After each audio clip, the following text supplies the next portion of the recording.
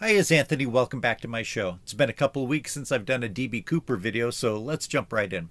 First off, I wanted to say I finally restarted reading Max Gunther's book and finished about half of it last night. A number of people have asked if I've read it, so I thought I should. It's actually from the library and due pretty soon, so that kind of lit a fire under me. I happened to look at Amazon, and the book can sell for over $100. Anyway, it's an interesting book. It's based on the premise that the person known to history as D.B. Cooper contacted the author on a number of occasions, or at least a couple occasions, and then disappeared. Approximately a decade later, after Cooper's death, Clara, the supposed girlfriend of Cooper, contacted the author and eventually supplied information about the case. Again, I haven't finished the whole thing, but it is an interesting read. A couple things come to mind. As many of us know, officially the report seems to be that Cooper was wearing loafers, which of course would not be good footwear to be jumping out of an airplane wearing. The book reports that Clara states that the shoes were not slip-on loafers but sturdy walking shoes. That makes sense.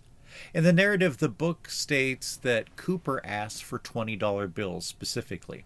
I don't know if I've seen that in other places. It doesn't use this phrasing concerning negotiable American currency.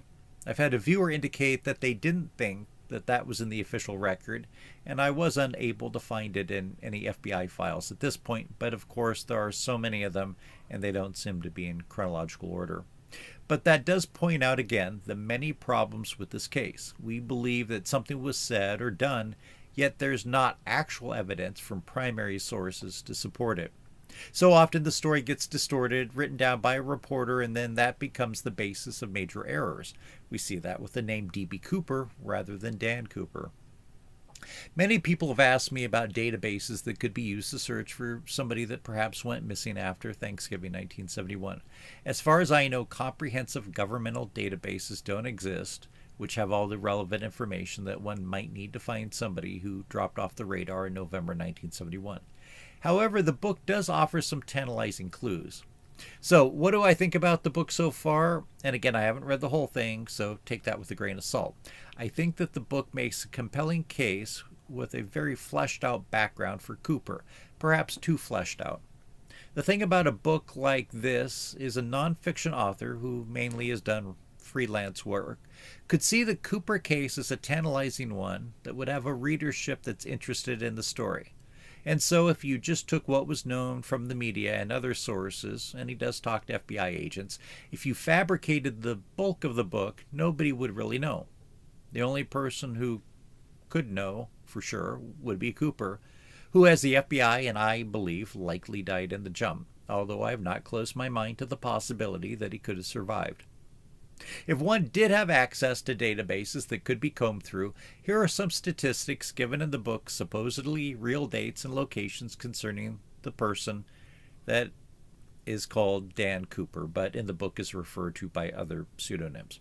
On page 79, it states that he was born in 1924 or 1925 in London, Ontario, Canada, and though his language was English, his ancestry was given as French and Canadian, according to the book. His parents eventually separated, and his mother took him to Detroit and then eventually New Jersey. It's estimated that he graduated high school in 1942 or 43, and then states that he was taken directly into the military. Of course, World War II was going on at the time. In the Army, he was a paratrooper and eventually stationed in Europe, Belgium in particular. Then he came back and enrolled at Rutgers in New Jersey. Since World War II ended in summertime 1945, at least in Europe, I'm guessing by the time he got back and filled out the paperwork, it would be autumn of 1946 when he started at university. Then he graduates, gets a job, gets married, and has 2 kids, and eventually becomes unhappy with his wife and his life and decides to disappear. That's about the point to where I've gotten in the book so far. Oh, and it also indicates that he probably died prior to April 1982.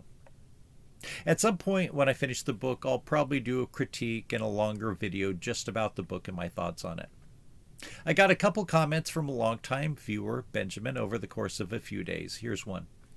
So this is in reference to a treasure map that was sent to the FBI concerning where the Cooper ransom money was supposedly buried at Joshua Tree National Park. I made a short on YouTube about it about a month ago. It's episode 239. Be sure to check it out. And while we're on the topic, if you haven't already, be sure to hit that subscribe button. Thanks. Now, I didn't really think that the Cooper ransom was buried in Joshua Tree, and obviously the letter and map was sent to the FBI before any of the money was found on the North Shore of the Columbia River in 1980. As far as the other money that's been found in Joshua Tree, I don't know anything about that.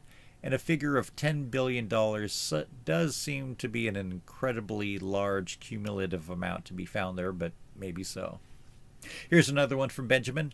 Here he mentions Chat GPT being able to come up with an answer to the identity of Cooper.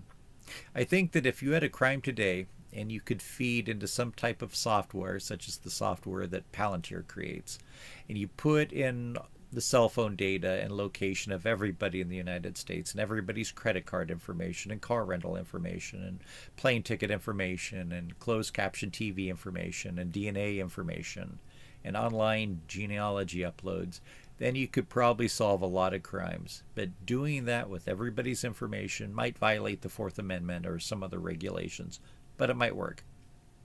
But because we have so little hard evidence from 1971, which was a time when you didn't have to show ID to purchase a plane ticket and board a plane, and even some states' driver's license didn't have the picture of the owner, it would be very difficult to use AI to come up with a definitive answer.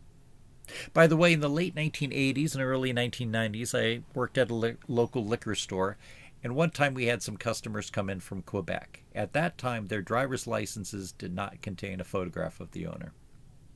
As far as Indian casinos, that started to happen a little bit later in history. I confirm that there were no Indian casinos operating prior to November 1971. And in the early 1970s, $200,000 was a fairly substantial amount of money. I don't think that there would be too many people who would have been in debt that much to a casino or to the mob concerning gambling. They're just not going to give you that much credit unless you're a big-time whale. And here's the third one from Benjamin. He says that I should look into the theory about D.B. Cooper surviving and using a portion of the retained ransom money to help Steve Jobs start Apple and Bill Gates start Microsoft. So, as the writer points out, he doesn't necessarily believe that this is true, and I think it's pretty well established that Steve Jobs obtained money from another investor and from banks, and Bill Gates came from a wealthy family to begin with. I actually find the background stories on creating any business, but in particular ones that led to the computer and internet revolution, to be very interesting. There's a movie called Pirates of Silicon Valley that came out in 1990. I've seen it a couple times and it's very interesting. If you haven't seen it, check it out. You can probably find it uploaded on YouTube or on DVD at your local library. It looks at the parallel lives of Jobs and Gates up to the point where Microsoft injects a substantial amount of money into Apple. And I've gotten a couple comments concerning the statute of limitations on this case. It looks like it was believed that the statute of limitations for air piracy would run out after 5 years. And you can see that in some newspaper articles from 1976, in addition to FBI documents. Although remember, the FBI investigates crimes, they're not prosecuting them. And in one of their memos, it clearly states that even though they believe that there was a 5-year statute of limitations, it would be up to a United States attorney to make that decision.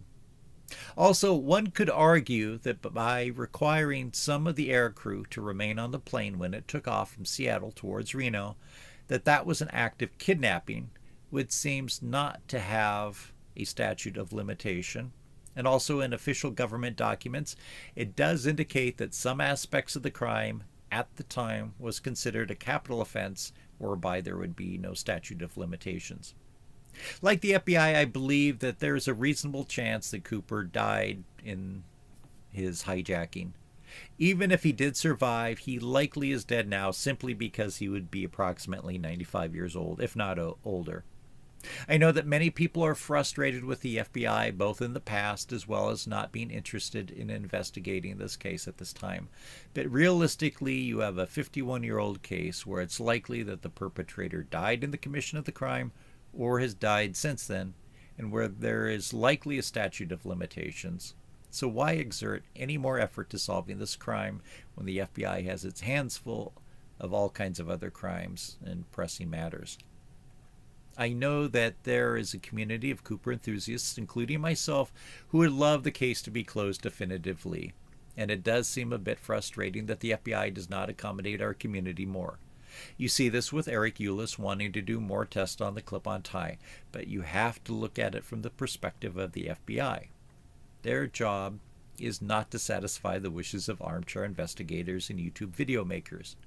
I don't believe that they're covering up knowing who Cooper was. I don't think that there is any conspiracy with the FBI concerning this case.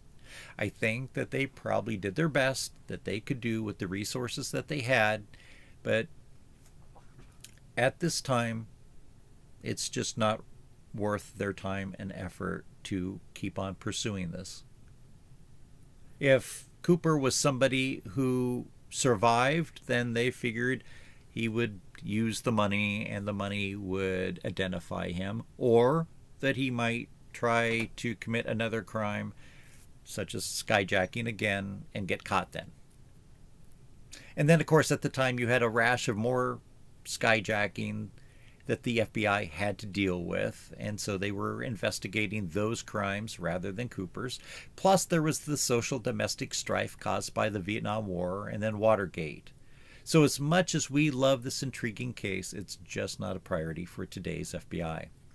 Okay, I think I'll end here. Again, thank you to all the people who've commented and sent in questions, and especially those who have left comments that answer questions that I can't answer, or who have other thoughts that differ from what I've come up with. I do appreciate everyone who subscribed this channel.